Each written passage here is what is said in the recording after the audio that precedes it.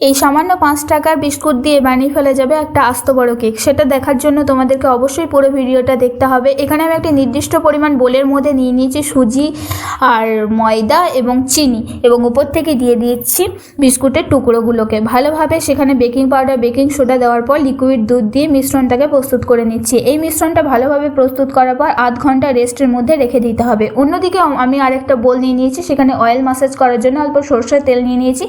তোমরা চাইলে সাদা তেলও ইউজ করতে পারো।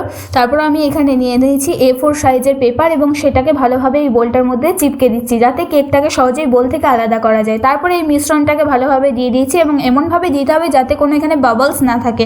তারপর ওপর থেকে আমি ড্রাই ফ্রুটগুলোকে অ্যাপ্লাই করে দিচ্ছি। ড্রাই ফ্রুটগুলো মুখে এলে খুব ভালো লাগে খেতে। এবং এখানে প্রেসার কুকারের মধ্যে দিয়ে দিয়েছি। প্রেসার কুকারটা অ্যাপ্লাই করার সময় সেফটি ভাল্বটা অবশ্যই খুলে দিতে হবে এবং আঁচটাকে রাখতে হবে একদম লো ফ্লেমে। তারপর কাঠি ভরে এখানে দেখছি যে কেকটা তৈরি হয়েছে নাকি।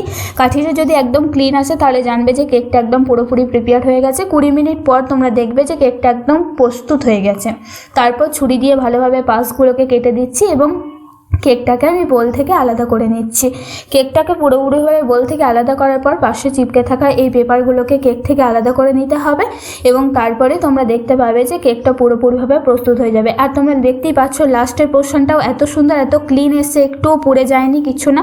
এবং উপর থেকে তোমাদেরকে আমি পুরোপুরি দেখাচ্ছি কেকটা এতটাই সুন্দর হয়েছিল আর ভীষণ টেস্টি হয়। তো তোমরাও এরকম 5 টাকার বিস্কুট দিয়ে বানিয়ে ফেলতে পারো এত সুন্দর একটা বড় কেক। তো এই রেসিপিটা কেমন লাগলো অবশ্যই কমেন্ট করে জানিও, আর চ্যানেলটা সাবস্ক্রাইব করতে ভুলো না কিন্তু।